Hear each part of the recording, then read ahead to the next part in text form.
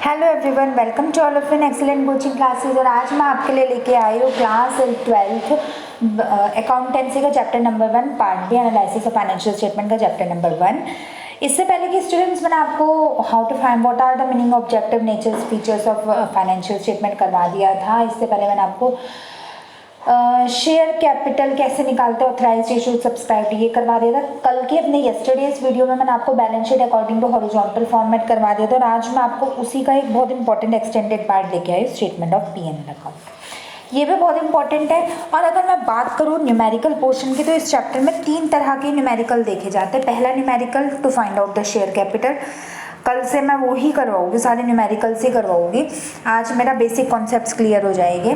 दूसरा जो मैंने आपको कल करवाया था यानी येस्टरडे करवाया था, आपका balance sheet according to horizontal format.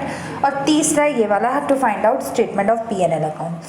आज हम उसके बारे में डिटेल में पढ़ेंगे, उसका फॉर्मेट पढ़ेंगे, उसमें क्या क्या आता है वो पढ़ेंगे, उसके आइटम्स पढ़ेंगे इन डिटेल। तो हियर वी गो। और बच्चों, आप लोगों को मेरा कॉन्टेस्ट तो पता ही होगा, मैं कॉन्टेस्ट करवाती हूँ।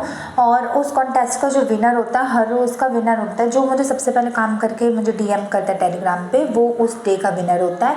और उसका नाम मैं अपने कम्युनिटी में लिखती हूँ अगले दिन। तो किस बात की देरी है स्टूडेंट, देखो वीडियो जल्द से जल्द मुझे करो। आज तक जो विनर बनते आ रहे हैं, कल आप भी बन सकते हो, तो करो, मुझे जल्दी जल्दी करो। तो देख, आज के असाइनमेंट के क्वेश्चन इसके वीडियो के लास्ट में आपको मिल जाएंगे। वीडियो को कंप्लीट देखिए और लास्ट में असाइनमेंट्स करिए, ठीक है बच्चों। तो शुरू करते हैं। देखो, statement of P&L, statement basically जब भी कोई आता है, कोई वर्ड आता है, statement of affairs, statement of P&L, तो बेसिकली हमारा अकाउंट होता है। अकाउंट का दूसरा नाम स्टेटमेंट कहते हैं। तो P&L का अकाउंट, P&L प्रॉफिट या लॉस। अब ऑफ कोर्स जो P&L अकाउंट है, जैसे ये हमारा शो करता है हमारी फाइनेंशियल परफॉर्मेंस। बैलेंस शीट हमारी क्या शो करती है, फाइनेंशियल पोजीशन, और ये हमारी क्या शो करते हैं, फाइनेंशियल परफॉर्मेंस। ये मैंने आपको अपने फर्स्ट चैप्टर के 20 मार्च से मेरे बैचेस स्टार्ट हुए, तो मैंने आपको फर्स्ट वीडियो में भी बताया था कि फाइनेंशियल स्टेटमेंट के ऑब्जेक्टिव्स 2 ही होते हैं, to identify financial position and to identify financial performance. Financial performance कैसे पता लगेगा, प्रॉफिट एंड लॉस के अकाउंट से। फाइनेंशियल पोजीशन कैसे पता चलेगा, एसेट्स एंड लायबिलिटीज यानी बैलेंस शीट के अकॉर्डिंग। अब इसमें आपका जब आप ये अकाउंट बनाओगे, तो आपको या तो आपको 1 साल का आपका प्रॉफिट दिखेगा या आपका लॉस दिखेगा, पहली बात। दूसरी बात, जो प्रॉफिट एंड लॉस होता है हमारा अकाउंट जो हम बनाते हैं, उसमें बेसिकली हम क्या करते हैं, उसमें हमारा जो एंड ऑफ द ईयर के प्रॉफिट एंड लॉस के साथ साथ हमें क्या कंसीडर करने को मिलता है, क्या देखने को मिलता है।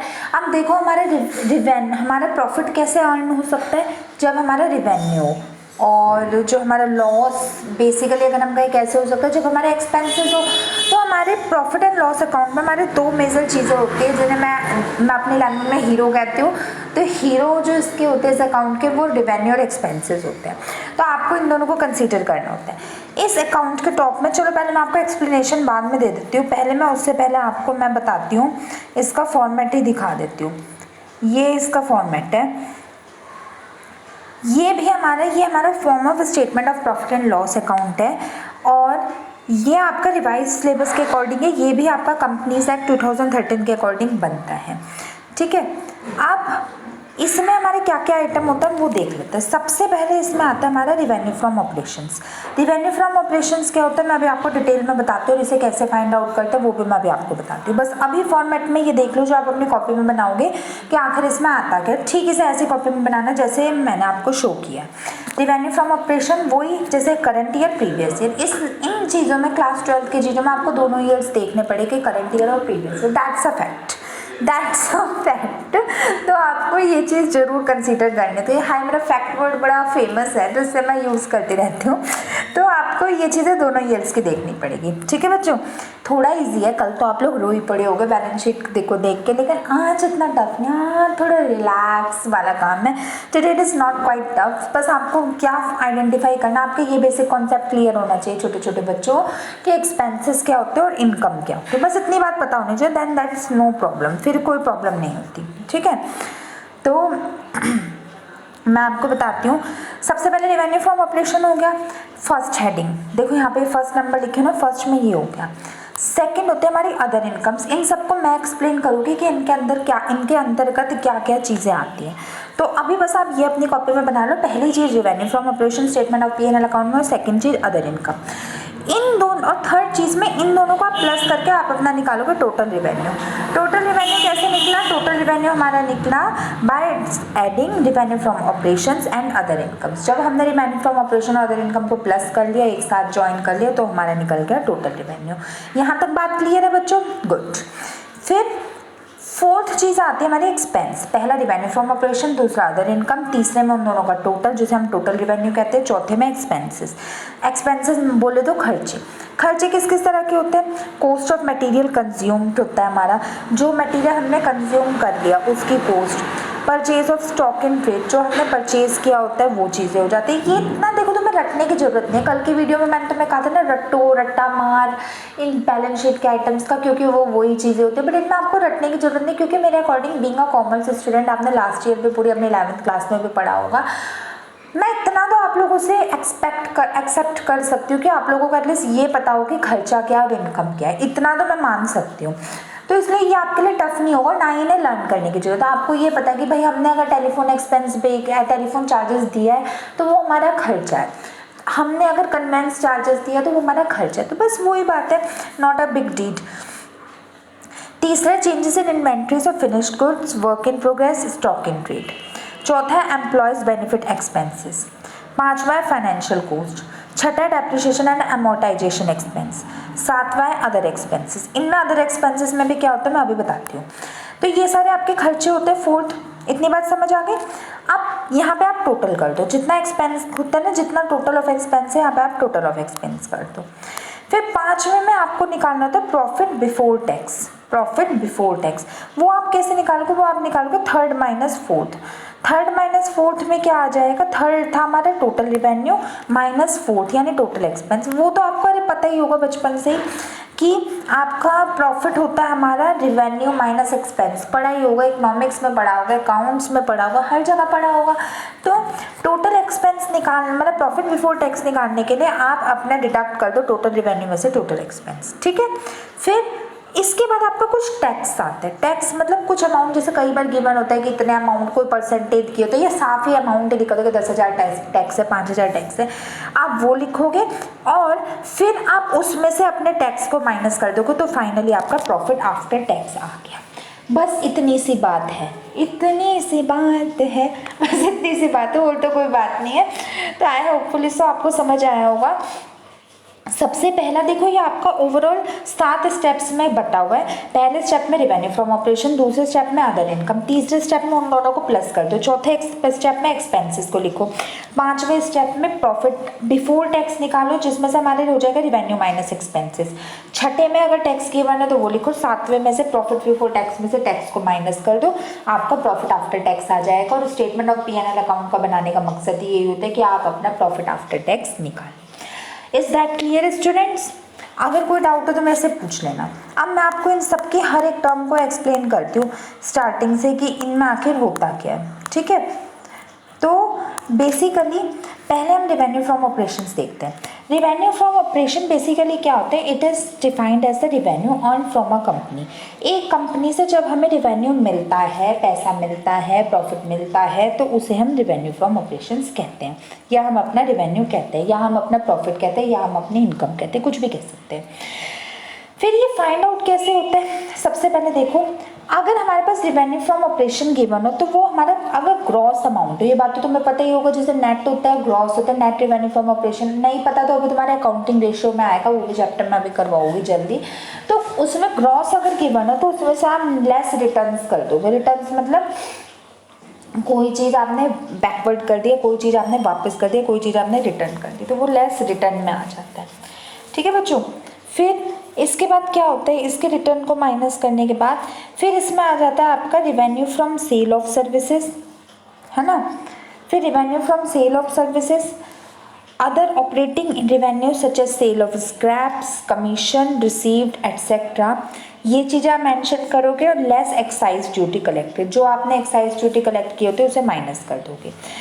पहले लेस रिटर्न्स करना और लेस करना आपको एक्साइज ड्यूटी। और फिर हमारा जो ये होता है net revenue from sale of services और other operating revenue such as sale of scraps, commission received etcetera, इन सबको आपको कंसीडर करना है। वैसे ये दो मैंने स्टार वाले ट्रांजेक्शन्स बताए ना, इनका ज़्यादातर यूज़ तो होता नहीं है, बट जब होगा मैं आपको न्यूमेरिकल के साथ साथ करवा दूँगी। आज मेरी थ्योरी एज अ कंप्लीट हो गई, चैप्टर के मतलब मेजर मोटे मोटे कॉन्सेप्ट कंप्लीट हो गए।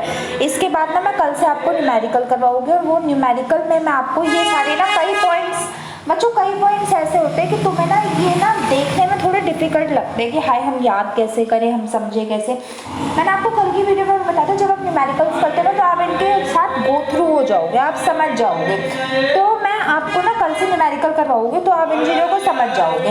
बेसिकली अभी ये समझ लो कि हमारे ये कितना तेज बोलते हैं, हद है यार, इतने डिस्टर्बेंस करते हैं मेरी वीडियोस में। सॉरी बच्चों फॉर इनकन्वीनियंस, बट बेसिकली हम ये आपको ये समझ आना चाहिए कि हमने रेवेन्यू फ्रॉम ऑपरेशन निकालना कैसे है। बाकी मैं कल न्यूमेरिकल में क्लियर आउट करती हूँ, ठीक है।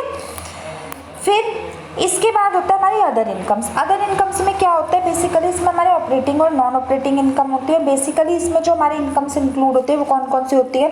पहला होता है हमारा इंटरेस्ट इनकम, हमारी इनकम का इंटरेस्ट क्या होता है वो इंक्लूड होता है, मतलब जो हमें इनकम पे इंटरेस्ट मिलता है वो इंक्लूड होता है, ठीक है। सेकंड होता है हमारे डिविडेंड इनकम, जो पैसा हमें डिविडेंड कलेक्शन के थ्रू मिलता है वो होता है।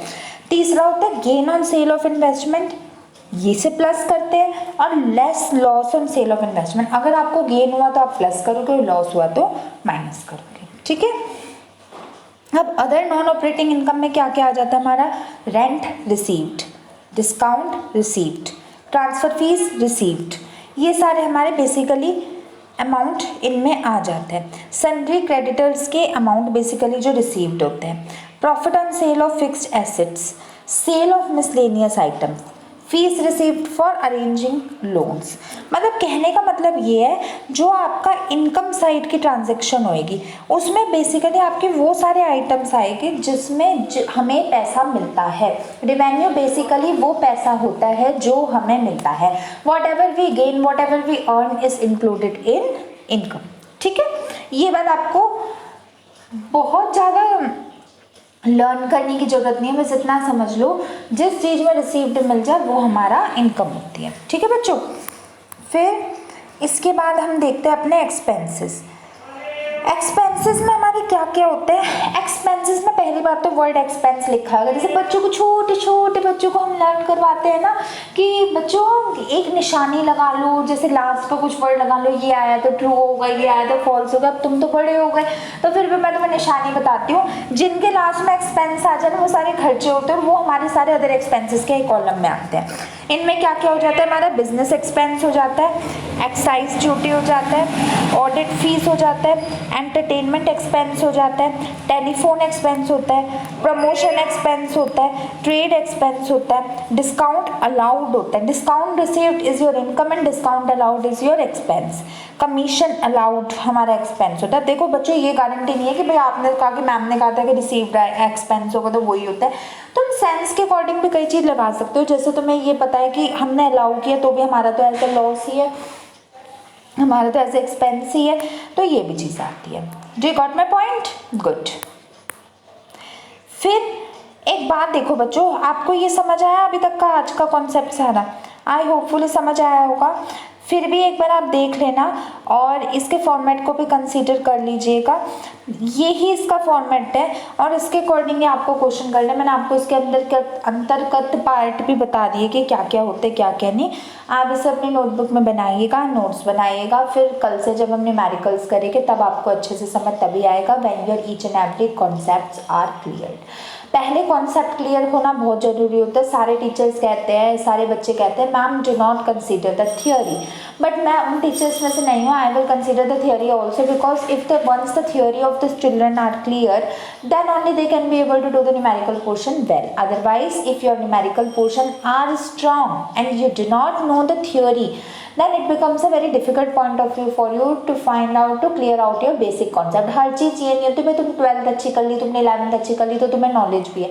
whatever your aim is that, whatever you want to be in your life, उसके लिए तुम्हें अपना प्रॉपर कंसिडरेशन भी करना होता है। ये समझ आई बात?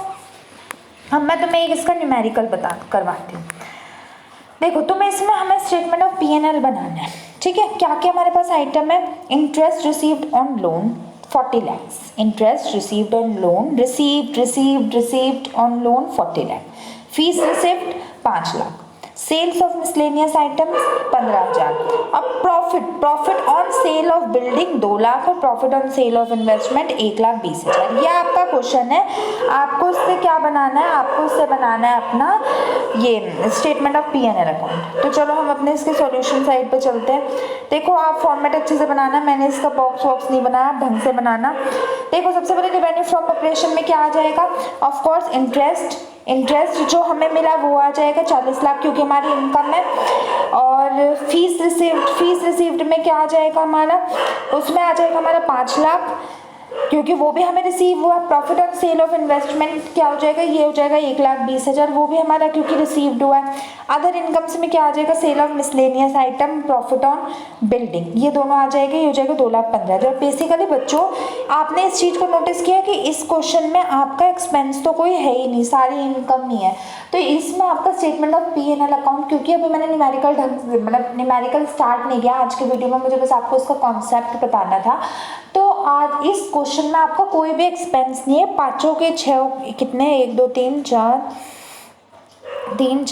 चारों के चारों आइटम्स आपके रिवेन्यू फ्रॉम ऑपरेशन के या अदर इनकम्स के, तो यानी रिवेन्यू के ही है. तो अभी तो इसमें जो होगा वो आपको ऑफ कोर्स प्रॉफिट ही होगा, बट कल से ऑफ कोर्स जो मैं आपको न्यूमेरिकल्स करवाऊंगी वो आपके में एक्सपेंस भी होगा. From tomorrow your journey of numerical section will begin. कल से आपके न्यूमेरिकल सेक्शन की जर्नी शुरुआत होगी. आज आप इसे इतना कंसीडर कर लीजिए. अब हम क्या करें, सारी रिवेन्यू तो प्लस हो गई क्योंकि रिवेन्यू भाई वो प्लस होएगी और बचा एक्सपेंसेस होते तो हम माइनस कर देते. अब यहाँ पर तो एक्सपेंसेस है ही नहीं तो माइनस करने की जरूरत ही नहीं है. सबको लिख के इकट्ठा प्लस कर दो, आंसर आ जाएगा 48,35,000. गॉट माई पॉइंट, समझ गए बच्चों. तो इसी तरह से अपने न्यूमेरिकल करना है. बाकी न्यूमेरिकल पे इतना फोकस अभी मत करो, वो फोकस मैं आपसे कल करवाऊंगी.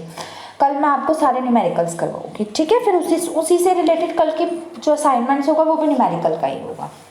यहाँ तक बात क्लियर है. होपफुली सो आपको statement of P&L account clear हुआ होगा. बस रिवेन्यू को उठा के एक तरफ लिखो, एक्सपेंसेस को उठा के एक तरफ लिखो, रिवेन्यू में से एक्सपेंसेस माइनस करो, प्रॉफिट बिफोर टैक्स लिखो, profit after tax. That's all, so simple is that. तो चलो बच्चों आज के लेक्चर में इतना ही. मैं आप देती हूँ असाइनमेंट्स के क्वेश्चंस, है ना.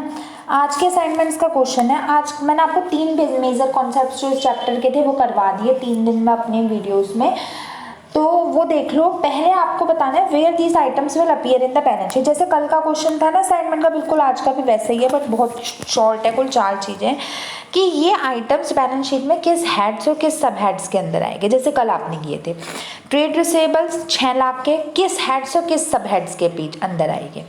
सेकेंड इज योर इन्वेंट्रीज हमारे किस हेड्स और किस सब हेड्स के अंदर आएगी. काफ़ी इजी है ना बच्चों, छोड़ो कल तुमने इतने टफ कर ले प्रपोज डिविडेंड वगैरह, तो आज का तो तुम्हें प्रोविजन फॉर टैक्स वगैरह आज का तो तुम्हें काफ़ी इजी लगेगा. Third one is your cash किसके अंदर आएगा 20,000 ये बताना है. Last one is your short term borrowing 1,50,000 ये किसके अंदर आएंगे. सो सिंपल छोटे छोटे बच्चे करते हैं इन क्वेश्चन को, ठीक है, समझ गए. गुड. अब क्वेश्चन नंबर 2 में तुम्हें प्रॉफिट और लॉस अकाउंट बनाना है.